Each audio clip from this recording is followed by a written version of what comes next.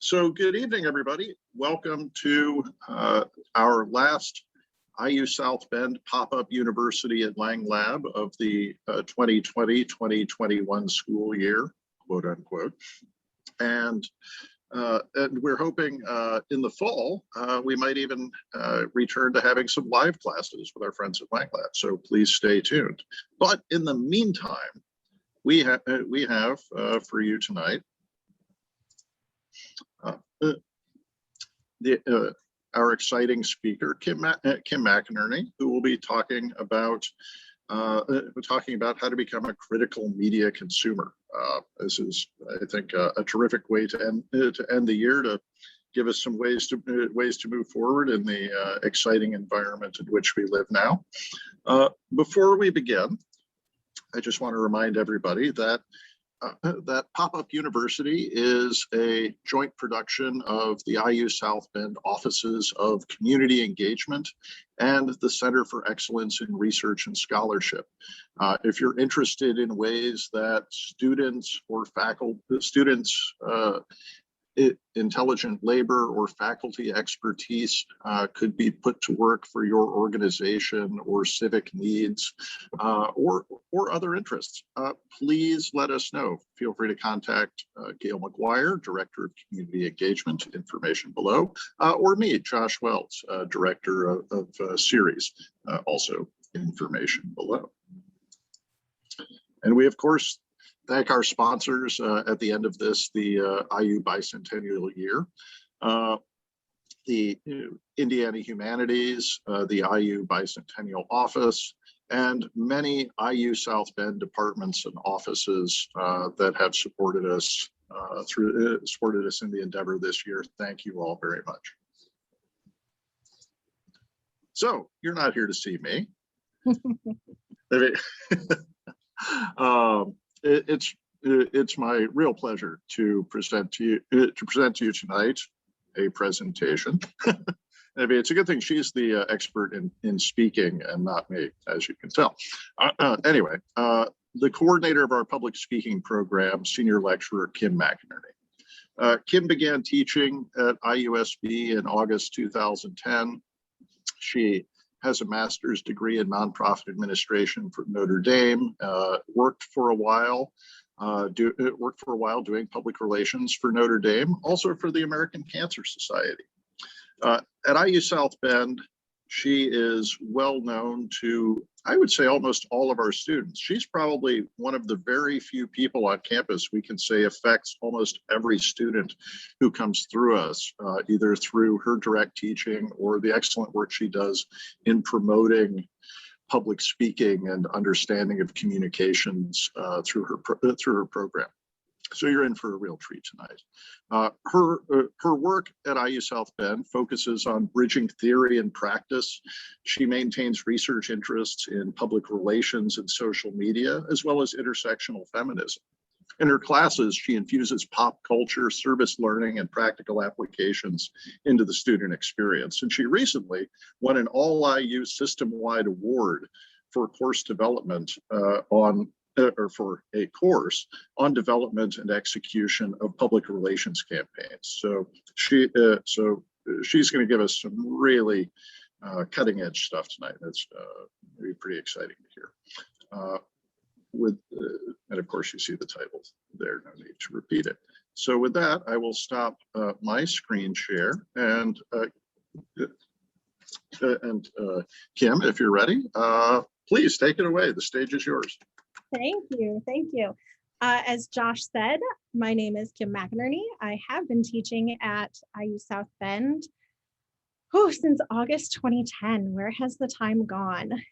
Tonight, I'm going to focus on media literacy with you. One of the classes that I teach is called Race, Gender, and the Media. So we'll infuse some of that theory. We'll also talk about public relations and how public relations critiques and understands and uses the media. So I'm going to open up my presentation for you. And I'm calling my presentation tonight, Impeach the Media, How to Be a Critical Media Consumer in the Age of Fake News. And I wanted to share a little story with you about how I got that title. And so One of my favorite places to go is Target. I'm kind of known for that. People send me memes about Target all the time. And I'm walking into Target and I turn to look at the cars that are parked next to me. And there's a bumper sticker that says, "Impeach the media." And I was going to take a picture of that. I take a picture of pretty much everything. But I was so annoyed with it that I didn't. So impeach the media is the frame that I want to work around here with. Why is it that we have this disconnection with the media? And how is it that people can interpret things so differently, and not just through the journalism perspective, but also through regular TV shows and the media that surrounds us in our everyday lives? So I wanted to start with a little introduction as to how we're going to go through this. So we're going to talk about the purpose of media, where it came from and why it came, the effects. I'm going to throw some theory at you. Don't worry, there's no quiz. I just want you to know how we think as media scholars to understand what kind of impact the media has and what kind of impact we have on the media.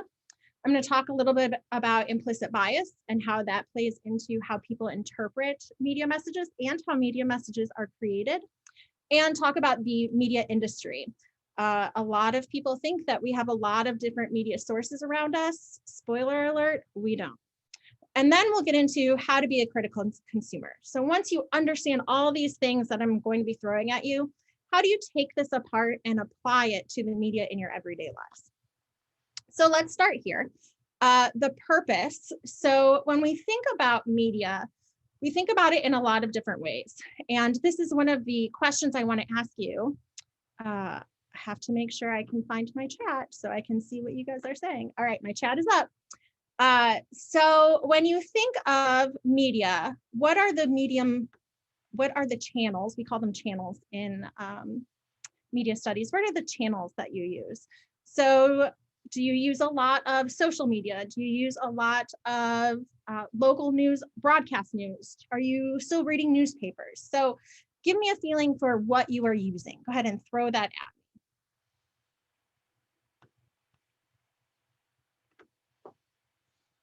NPR, excellent. New York Times, NPR, New Yorker, podcast. I have a thing about podcasts, and I'll tell you why, but not a bad thing, just a me thing. Local newspapers, good.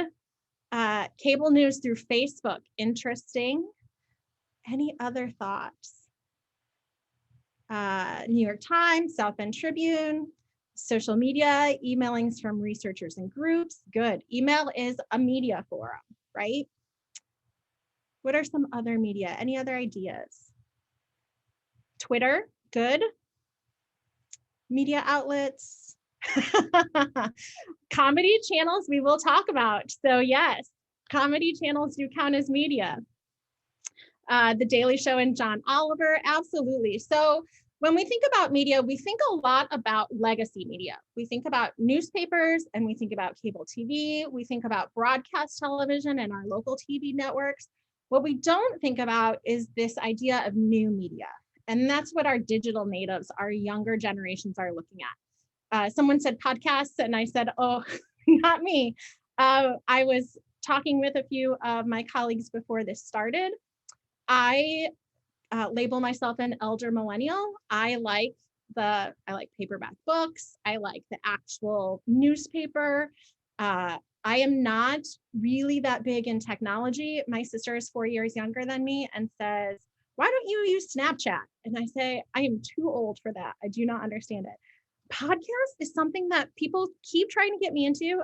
One of my colleagues in fine arts, John Thompson, is like, you have to listen to this podcast. I don't know. I can't do it. But podcast is definitely a media. We also have to think about media that surrounds us that typically we don't really recognize. I am not a geriatric millennial, elder millennial. Even a t-shirt, slogans on t-shirts are reinforcing media. They're part of the media sphere.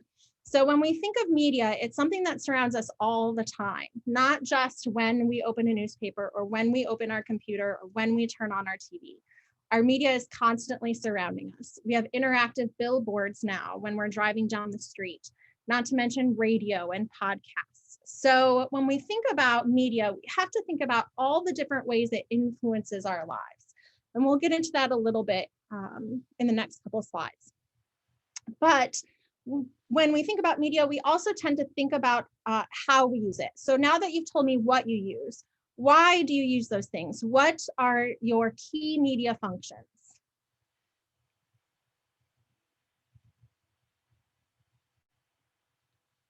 Do I have you stumped? Learn, good, informed, entertained, inspired, absolutely. Being parts of larger conversations, that's interesting. Doom scrolling, I'll get into that one too. Local info. So when we think about why media was established, the purpose of media, we think about surveillance, interpretation, transmitting culture, entertainment, and economy service. So when we think about those, who seems to have the power when we think about those key media functions? This is not rhetorical. Who do you think has the power?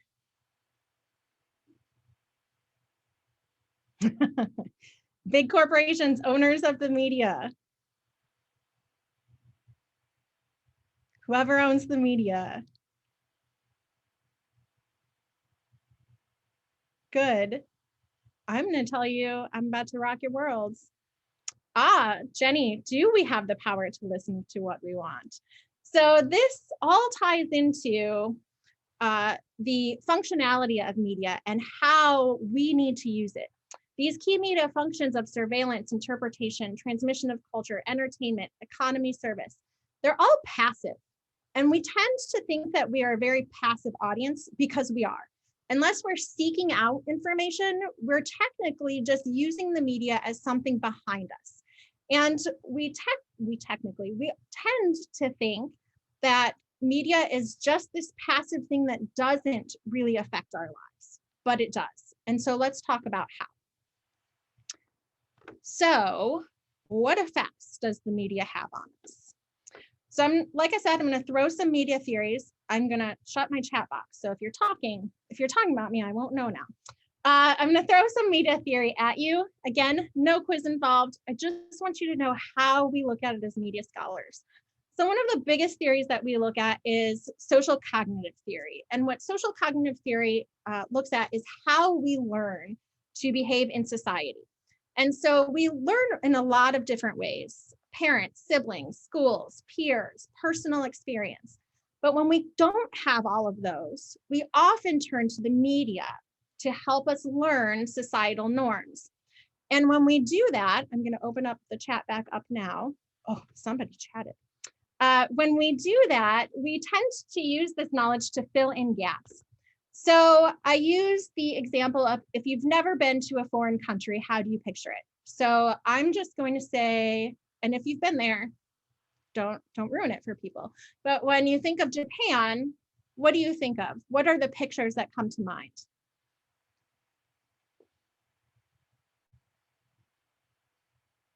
Crowded, temples, urban,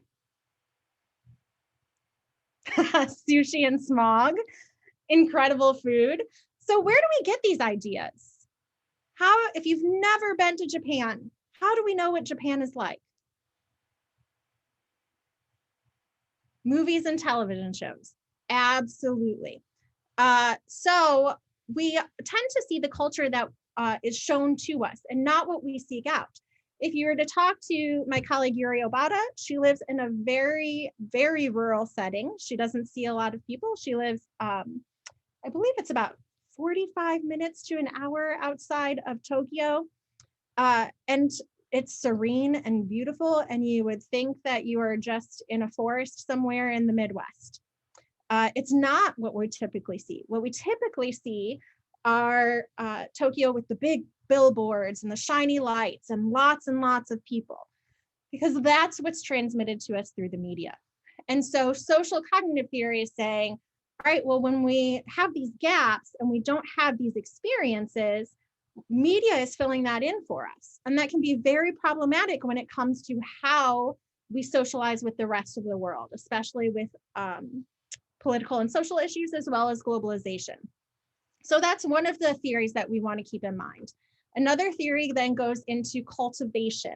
So when we think about cultivation theory, we want to think about how much we're watching the media and how much we think we're watching the media versus how much media is going on around us. So there's a theory I don't have in here called magic bullet theory, which some people would say the media is like a magic bullet and it sends you information and you absorb it and that's what you understand.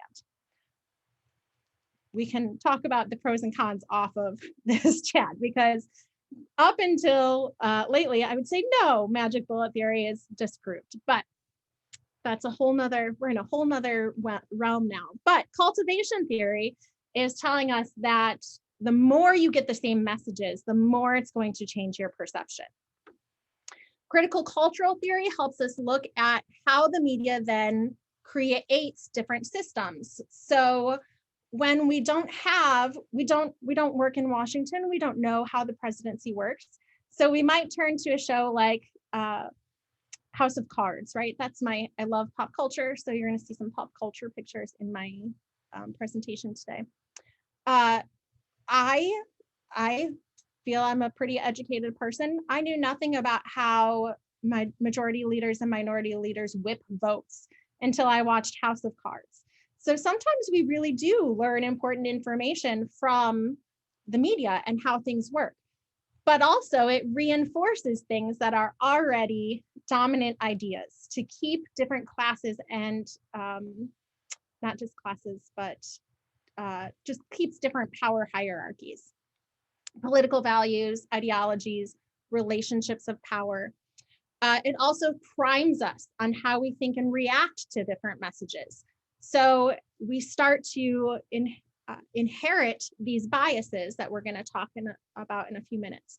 So if my students who take a class with me will let you know that Disney's not my favorite corporation. However, I have an 8-year-old niece, so I do support Disney in some ways. But Disney has historically enforced stereotypes a lot in what they show in their different programming and especially in their movies. So can you think of any stereotypes that you see in media constantly that you think have had an impression on society? So stereotypes.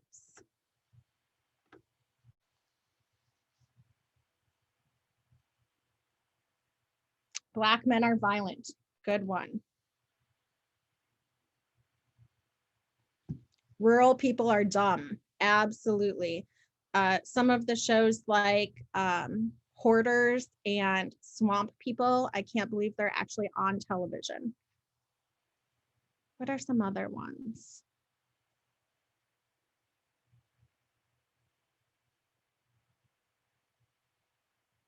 I'll tell you one that tends to get reinforced is our criminal justice system.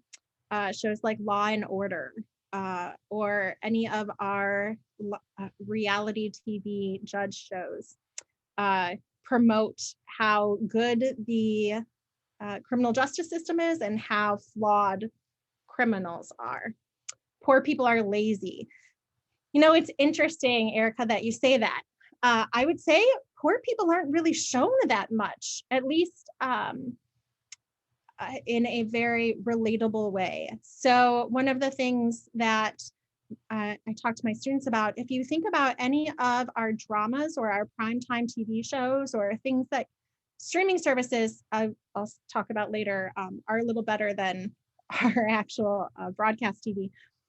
But in our popular TV shows and in our advertisements, we typically see suburbia. We see people who are middle to upper class. We see people who are educated, especially in our advertisements. So when I see a Lexus or a Lincoln advertisement I'm looking at it like those people, I don't know what they're doing, but I don't think they can afford that because I can't afford that, right? Other TV shows, reality TV shows. I love the memes that go along with the house hunting shows where the person is an artist and a musician and they're buying a $3 million house. We have these stereotypes that we keep reinforcing, and reality TV is terrible at these because reality TV isn't reality, right? Molly, one needs a romantic partner. Oh my goodness, I spent 2 weeks in my media class talking about The Bachelor and The Bachelorette franchise and how problematic it is. And not just that one needs a romantic problem. Yeah. Whoops, Freudian slip there, romantic partner, but that it has to be a heteronormative relationship. That's another thing that we see reinforced time and time again, heteronormativity. It's a power structure that we see in our media, in our newspapers, in our advertisements. Fat people are lazy and unhealthy. Absolutely. That's going back to Biggest Loser. That was a terrible TV show. Real love lasts forever. What is real love? Absolutely. So great examples about ideologies and power structures that are upheld by the media. And we'll talk about why then these are problematic. And we will get to that in a second. So one of the ways that we explore how the media has this impact on our views and how we see the world in my race, gender, and media class is we take some quizzes. And I'm just going to look at this one at the Equity and Diversity Awareness quiz. And so these quizzes are I'm going to show you a couple questions from this, and then we'll talk about the answers. But these quizzes are going to ask us a couple questions that normally you probably don't know the answer to, but let's take a look.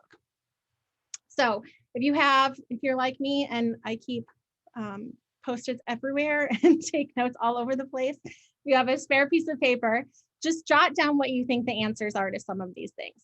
So number one, 57% of people in state prisons for drug offenses in the United States are African American. What percentage of illicit drug users in the United States are African American? 14%, 28%, 42%, or 56%? Two, according to the Southern Poverty Law Center, 34 anti-Muslim organizations were operating in the United States in 2015. How many were operating in the United States in 2016?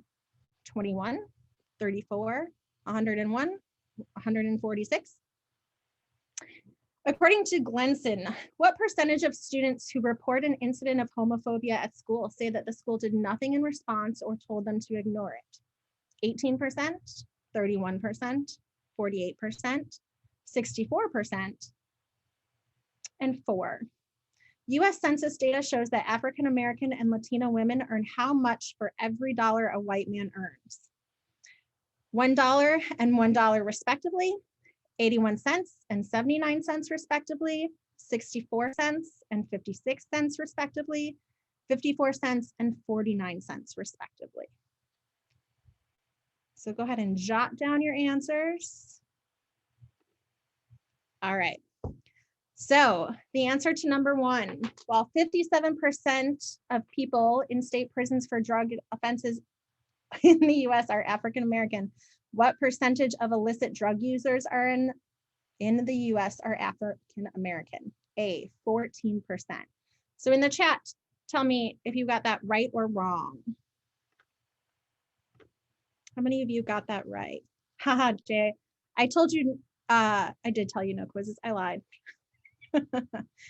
Right, wrong, right, wrong, right. How many of you have ever looked up this information before? I can't see if you raise your hand, so please yes or no in the chat.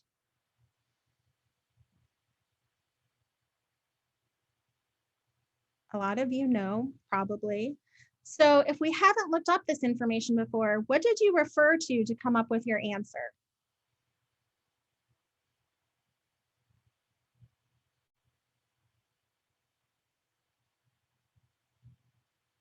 Guessing based on patterns, news reports, good. Anything else that you were referencing? John Oliver, that's a good one. Good, books on anti-racism. Casey's using the SAT strategy. All right, so when we don't know, we tend to reference points in the media. So if we haven't looked this up, or we haven't watched something that particularly discussed this, then we're going to reference what we typically see, perhaps on TV, in the newspapers, news reports. So one of the things that I tell my students is think about our local news. If you think about our local news, what are some of the words that come to mind when you think about South Bend, based on the portrayal by the local news? Go ahead and put that in the chat box for me. Violent. Cops shooting, out of business.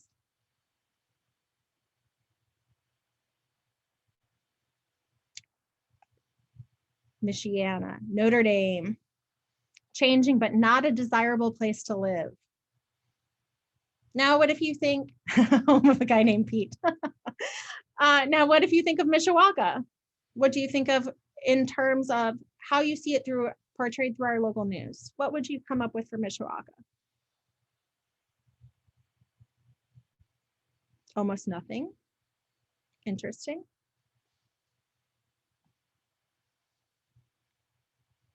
Traffic, white conservative middle class. So do they have crime in Mishawaka?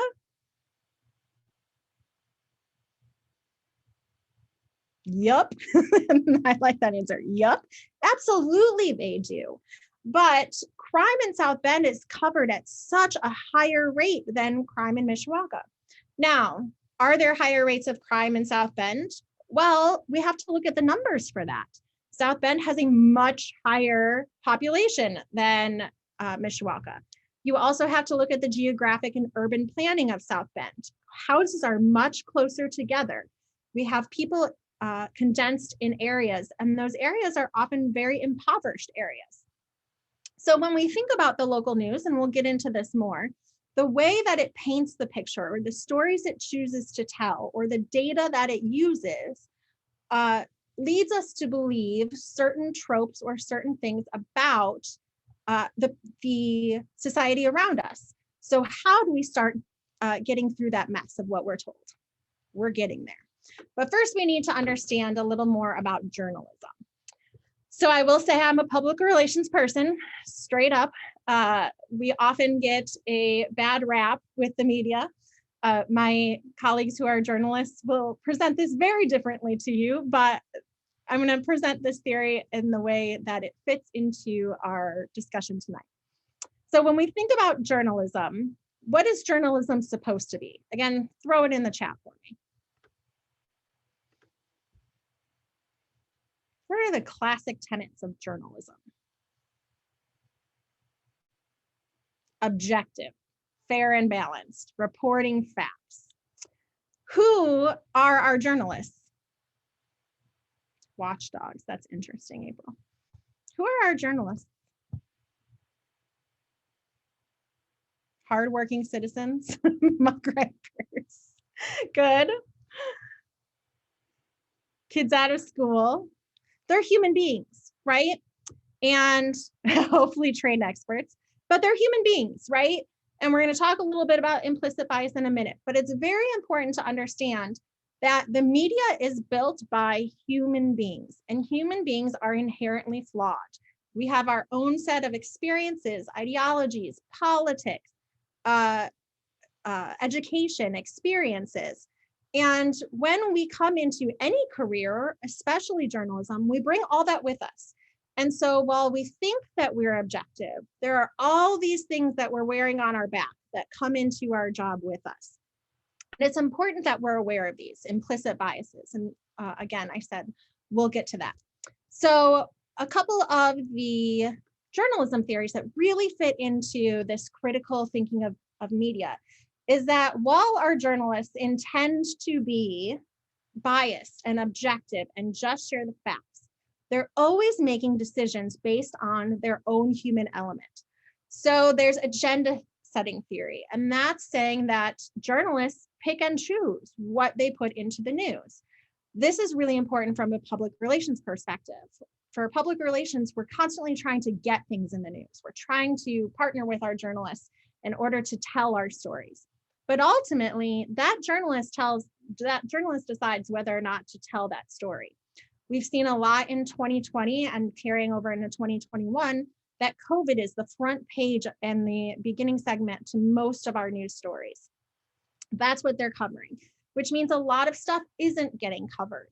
Right now we have I don't even know how to it just blows my mind, but what's happening with Israel and Palestine.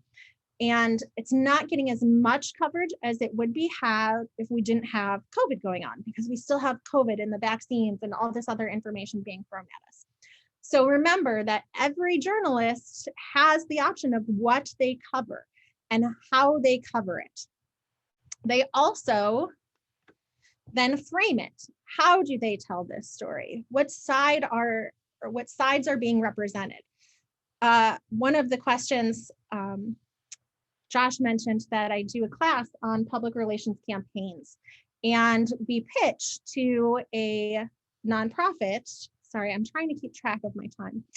We pitched to a nonprofit, a public relations campaign, and I was asked by the nonprofit, what about typical journalism? We're not really talking about using the local media. Well, the thing about local media is you have to remember they're trying to tell a story in maybe 500 words, or perhaps a minute and a half on broadcast news. They're going to put in what they think is the most important, and it might not be the details that you think are the most important. So we have to remember that journalists also control the message. They choose what goes into that story. So I always tell my students, when you are going to be interviewed by the news, you have your talking points and you stick to your talking points, because that journalist is going to pick a very small part of what you've said to put in their story, and you want to make sure that that small part is exactly what you wanted people to hear. I have a friend who was interviewed about the South Bend school closings, and she said they talked to me for 5 to 10 minutes and they put, yeah, I don't think it's a good idea into the news story. She said, I was so embarrassed by what they put into the news story, because she was far more educated on the issue than what they put in there. So remember that it's also framed. It's also framed by, we'll get into this, but sponsors and clicking on ads.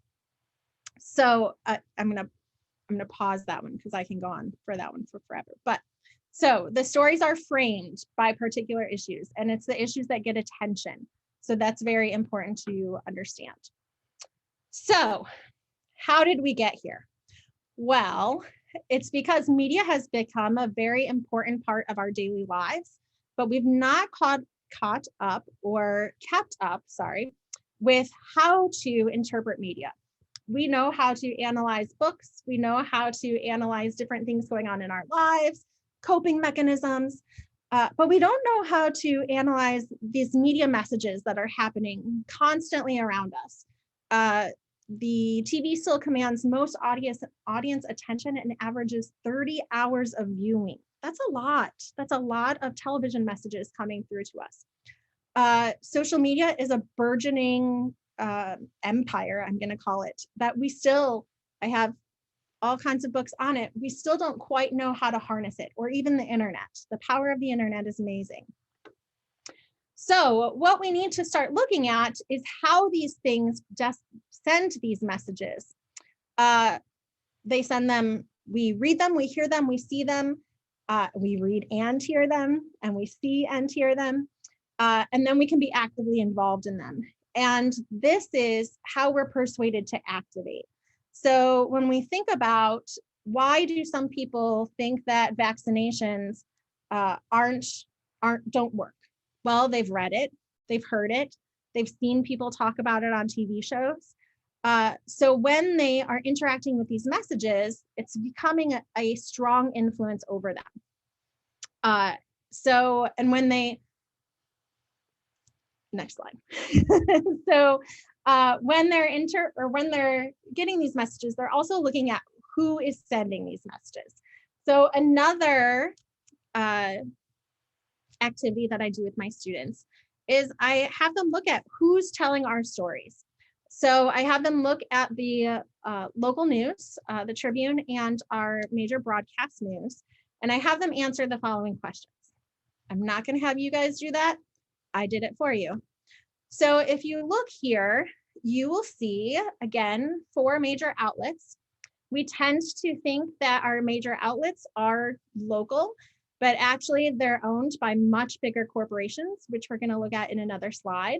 But if you take a look, South Bend Tribune is owned by Gannett. 57, ABC 57 is owned by Weigel. 16, WNDU is owned by Gray, and WSBT is owned by Sinclair. So that's important to keep that in mind. I also tell them to look at the gender of who is telling our news. If you look at the South Bend Tribune, men are telling our news. Specifically, white men are telling our news. If you look at the local broadcast networks, gender splits a little differently, but still, people of color are not telling our news stories. And that's very problematic when you look at the demographics of our area. So you'll look below on the bottom of this slide. 52% of our journalists are men, 89% of them are white. Yet 47% of South Bend is men, not 52. And 67% of South Bend is white, while not 89%. So what happens when you have, or what's problematic, that's how I want to frame it for you. What's problematic when the people who are telling your stories don't match the demographics of the stories being told? Why is that a problem? Why do we care?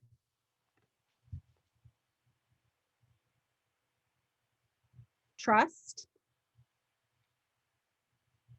Why should we care who's telling our stories?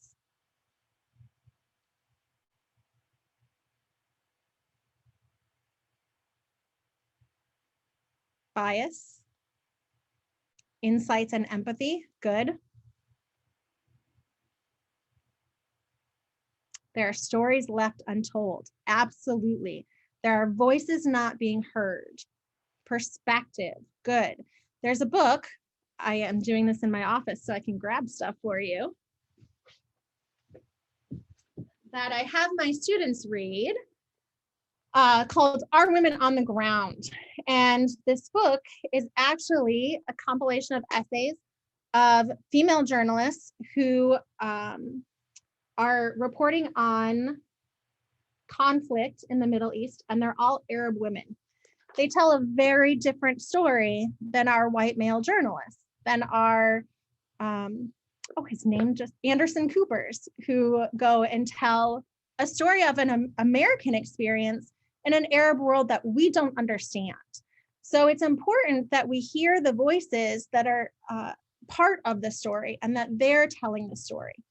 That's also part of the issue in South Bend, is we often don't have the people who are being affected telling the stories of how they're being affected. And so when we think about our media, we always want to think, who's telling our stories? Yes, Day, it is an amazing book. So I get no royalties from any of the books that I plug tonight, but it is a great book. Perspective matters, representation matters. So when you are watching something or reading something in the media, make sure you're asking yourself, who is telling this story? Because their experience has an impact on the way they tell the story. So I talked about who owns the companies. Again, we think when we are exposed to the media that we're being exposed to 1,000 different voices and 1,000 different stories. So this graphic on the right, you'll see Gannett, and Gannett is which one of our media? I'm not going to wait that long for you to respond, but the South Bend Tribune. They own the South Bend Tribune. And actually, they merged with New Media Gatehouse. So now Gannett is the #1 newspaper publisher in the country. How does that affect our stories? if they own over 600 of our 2,000 newspapers, and actually this is from, I believe, 2018. This list is about, I think they're about 6 or 7 now. A lot of these have been bought out. So if we only have 6 or 7 voices influencing our news, we're only hearing 6 or 7 different perspectives. It's very interesting. Good, April. The danger of a single story. There was a big scandal about Sinclair forcing WSBT to run certain PSAs, right? Sinclair is making decisions for our local media. So I love our local journalists. They're in a wonderful field and they're wonderful people, but they're not making their decisions, right? Gray is, and Weigel is, and Sinclair is. When we look at, yes, Casey, we're going to talk about making money in a minute. When we look at who owns the big TV networks, look at who owns them. You think we have how many cable stations now? Somewhere between 200 and 400. And we have 6 or 7. Some of these are merged a little more than it shows. Companies that own these 400 channels. I think Discovery just got bought out by Disney, perhaps. So this is forever shrinking as well. These are the people telling our stories, not this diverse idea that we have of this 400 channels and we're this one lonely consumer getting all these different perspectives. We're getting this perspectives that the big conglomerates are telling us. Again, Disney. Disney owns Disney itself, but all the ABC channels, all the ESPN channels. It's amazing what Disney has their hand in. And Disney tells the same narrative over and over and over and over and over. What is the narrative that Disney tells? Anyone quickly?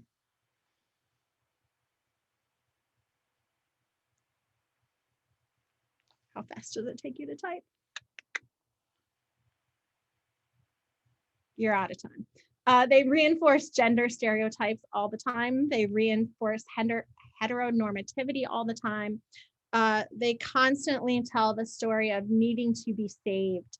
So when we think about Disney having such a big ownership of our media, that's very problematic. We didn't have an African American Black princess until, gosh, 5 years ago, when Tiana was introduced in The Princess and the Frog, and in 3/4 of the movie, she is a frog. That's very problematic that Disney has chosen to stay in that lane. There's a very interesting critique of Soul. I don't have time to get into it. Soul is much better. It's Disney Pixar, but Disney owns it. But they do much better with representation, but still have some problems because they don't have anyone of African American descent or Black at the table writing these stories, which becomes very problematic when their voices aren't being included. So we have these big media conglomerates. This is another slide to break down Sinclair, Gray, and Weigel. You'll see Weigel owns over 600 networks and reaches 96% of American households. And you'll see the stats here in Gray owns and operates 94 television markets that reach 24% of households. Sinclair, 186 stations, 620 channels, 87 markets. They're controlling what we see and what we hear. They're those gatekeepers of our stories.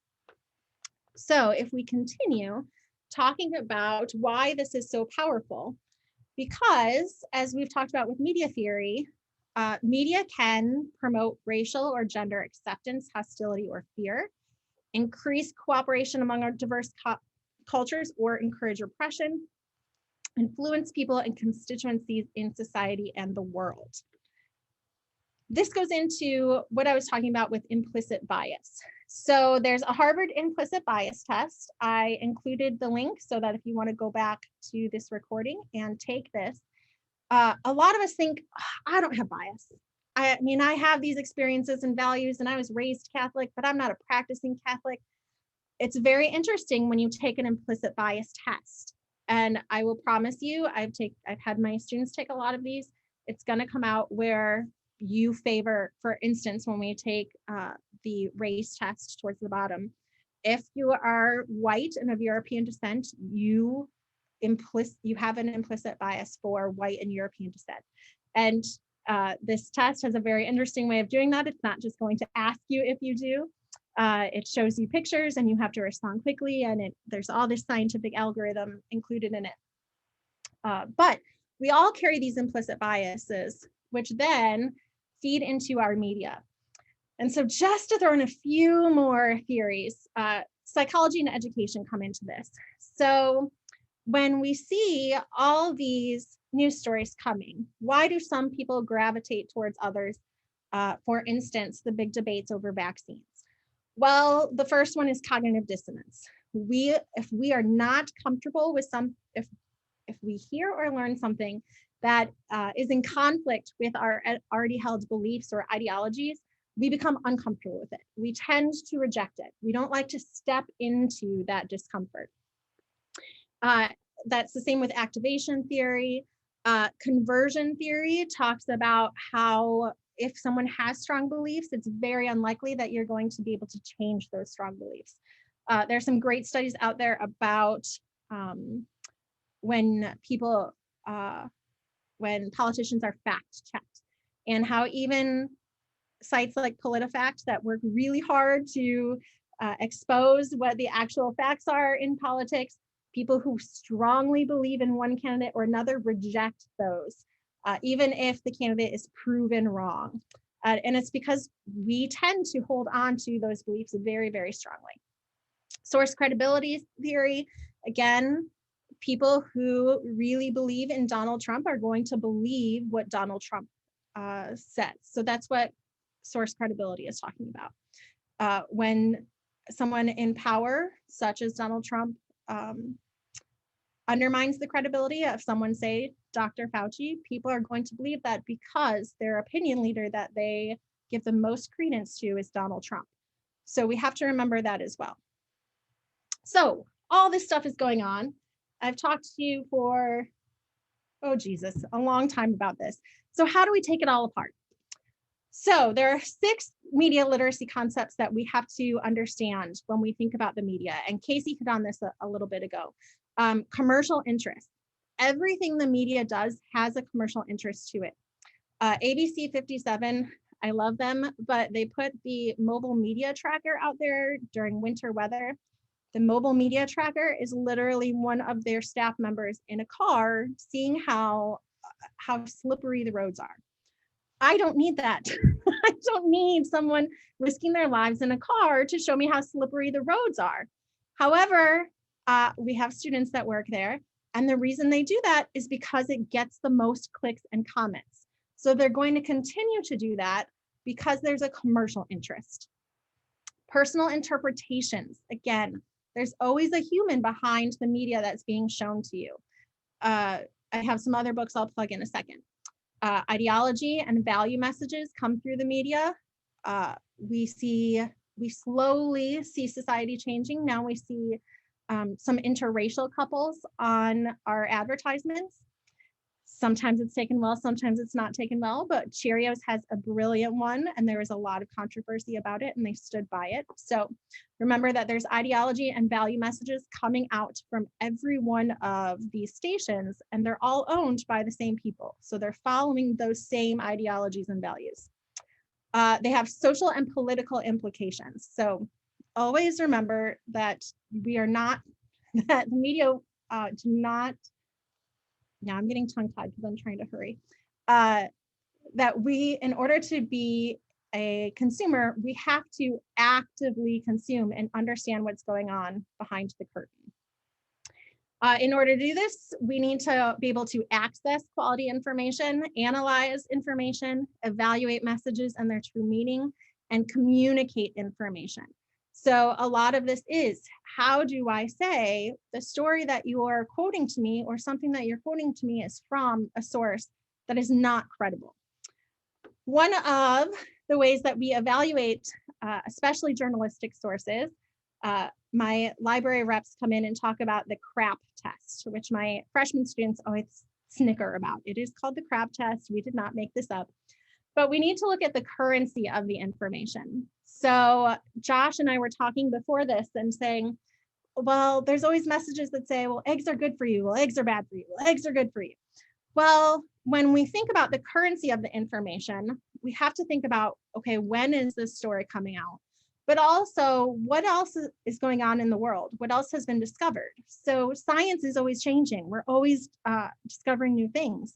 And the human body is still a puzzle. So when we think about currency, we want the most current information that's up to date with everything going on in the world. Relevance, authority, not only the South Bend Tribune, but which author, what have they written before? There are several websites where you can look up journalists and see all the places they've written for and all of the things that they've written. So look at who is writing this story, who's telling this story, what are they talking about, and or are they credible to talk about this? Accuracy, remember that statistics can be represented in different ways. When we think about vaccines, my brother will argue, well, it's only got a 94% efficacy rate. Okay, well, what does efficacy rate mean? So make sure that we're talking about accurate information that is understood across different disciplines. And the purpose, why are they telling us this? Who are their sponsors? When you look at the South Bend Tribune online, what are the advertisements on the side? And how does that shape the stories that they're telling? We want to be able to observe media, analyze media, and define our roles as an audience in the media, which means we need to be able to ask questions about every media text that we see or hear. There's an excellent meme that I caught on Twitter. Always ask yourself, who writes the stories, who benefits from the stories, and who's missing from the stories. We can take that even further into how to be a critical media viewer by remembering that images and messages are constructions. They're constructed by people. They've been carefully crafted with intention. Ask why this message? Why is this important in mainstream media? I always get upset when I see local media talk about car accidents, and at the end they say something like, it's under investigation if there is alcohol or drugs involved. Well, if you don't know, why are you insinuating that there's the possibility of drugs and alcohol? Because now you're planting a seed. So why are they including that in the message? It shouldn't be included. Look closely at media images. What is being shown to you? Again, most of the time, beauty standards are outrageous in our media messages, and that's very problematic, especially for our youth. Again, what's the construction of reality here? I've talked about suburbia and affluence. So your job now as a critical consumer is to be active in the media that you're consuming. Make sure that you're asking these questions. Why is this story being told? What commercial aspects are being involved? What political aspects are being shown here? What social values or ideologies are being forwarded to us? Why is this news story being told over this news story, and who is telling this news story? It's very complex, and it takes time to learn how to be a critical media consumer. I have my students do a media journal project where for 6 weeks, they write down every media they consume every day, and then reflect on the patterns that they're seeing and how those patterns influences their thoughts and their part of society. Seek out diverse media.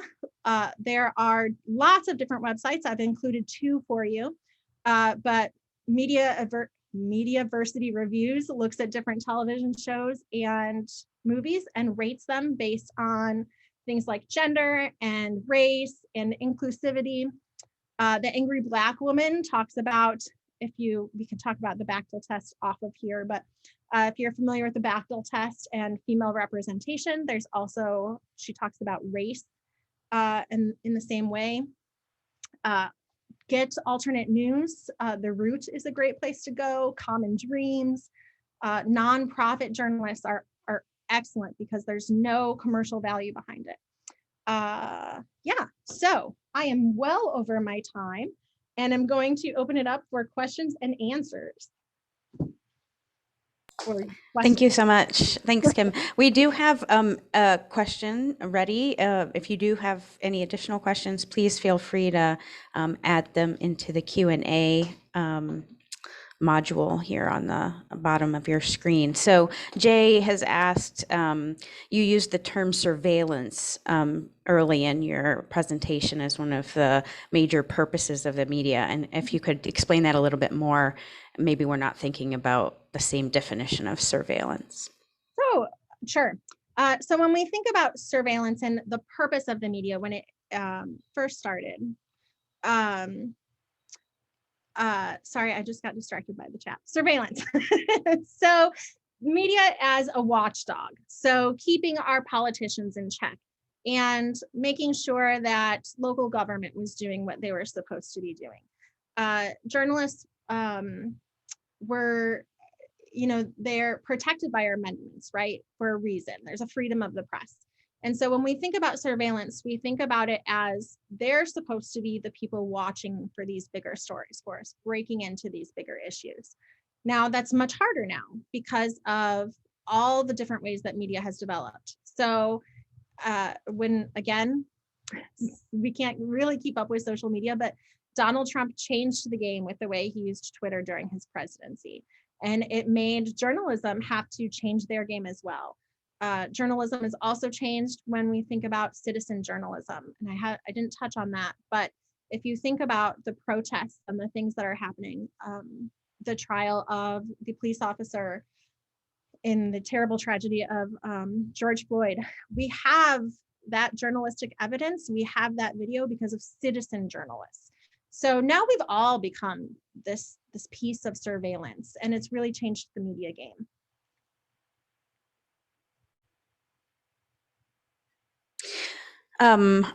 One more plug for additional questions. I guess I have a comment and then a quick question. So I saw I guess a story that Lori Lightfoot up in Chicago had for some period of time said that she was only going to grant interviews to journalists who were of color. And of course, the comments that I saw online were, isn't that racist? And of course, I'm not going to engage in a long, complex sociological or communication theory conversation with people online. But you pointed us to some resources about, informed media, but are there any resources that you know off the top of your head, if you were having a conversation with somebody? Now you've enlightened all of us today, and short of giving them the URL for this presentation, like, are there places where they have like little infographics and stuff that might help to inform people? So they sprout up here and there. There's for journalism, it's not as concentrated, but if you're talking about, again, movies and advertisements, especially, the Media Education Foundation is awesome. They have a lot of different documentaries you can watch. You have to purchase them if you go through the Media Education Foundation, but there are ways to get them free. There are also, I just lost my train of thought. Media Education Foundation. Oh, there's the Gina Davis Institute. There are a lot of different nonprofit organizations that have come up that are really working on these issues, and they do have infographics.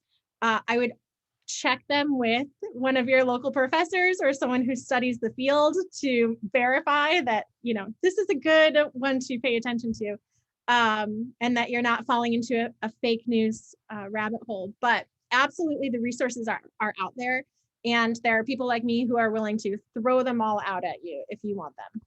Great. One more question here before we wrap up. And maybe I'll add this a little bit to this a little bit. How prevalent is propaganda in the media, or are there studies that have tried to provide objective measures of what would be considered propaganda in the media, and is that growing, or So the concept of propaganda is a really complicated one that has a lot more media theory going into it. But when we think about propaganda, really propaganda is a form of persuasion, but it is feeding off of some of our psychological issues, right? Propaganda usually feeds off of fear or insecurity, which persuasion can be used that way, unfortunately. So it's hard sometimes to identify propaganda, and it's hard sometimes to, what do I want to say? To be critical of propaganda. So if you see something like I talk about with my students, the ASPCA commercial where Sarah McLachlan is singing, and you see all those terrible, terrible pets. That's a little bit of propaganda there, right? They're trying to play on your emotions. Is there evil behind the message? No. They're competing for donations, which is very difficult to do in the nonprofit sector, especially in this economy. But they're using propaganda in that message. So I don't want people to always think of propaganda as an evil intent behind it. But you definitely have to ask yourself, how are they presenting this to me? Are they trying to invoke emotion? Is this just facts? What are they trying to get me to do or to buy or to believe? That's really what you need to ask yourself. Great. And, we'll write out this last question. I'm happy to give people the opportunity to have a conversation with you. So Elizabeth is mentioning, groups like ProPublica, and basically the question is whether you think, or what your opinion is about the government providing grants to promote investigative journalism, or do you think that's too much entanglement between government and free press? I have this discussion all the time with my students on what's freedom of the press and what's freedom of speech, and where do these different estates lie and how much overlap. I'm going to honestly say I don't have enough of an informed opinion to say yes they should or no they shouldn't. But I am going to say it's very important, again, to know whatever you're seeing, what are the interests behind that? So if there is government infused money in there, take that in mind when you're looking at the information. When you're thinking about, how do I want to say this? A lot of us don't understand lobbyists or how those things work. And so we always want to be very wary of where the message is coming from, what dollars are behind it, and if there's any influence there. And if you suspect that there is any influence there, go look at alternate sources. That's what I tell my students a lot about. If you watch Fox News, or if you watch MSNBC, or if you watch CNN, look at how all of the other networks are covering it. There's one news story there. It's got some different perspectives. So look for different news sources to confirm what is factual. Great, thank you. Josh, I'll turn it over to you to close us out.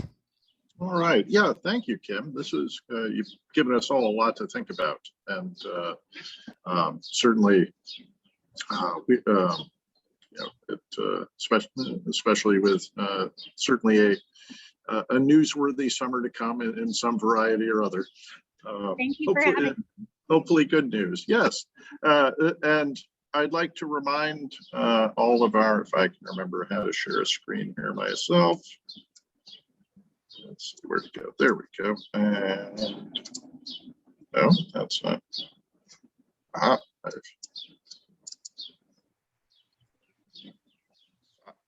Went. Everything hides. Anyway, as I was saying, thank you to Kim, and we should have another show for you in September. Hopefully it will be live back with our friends at Lang Lab. But until the meantime, you can enjoy Kim's YouTube video very soon, and all the videos of our previous presenters. And you can watch for some other upcoming live streams too. We'll be making a mix of different activities. And if you're interested, please donate to support. We'd love to add you to our list of supporters. And with that, Thank you, Kim. Thank you, Stephanie. And have a great night, everybody.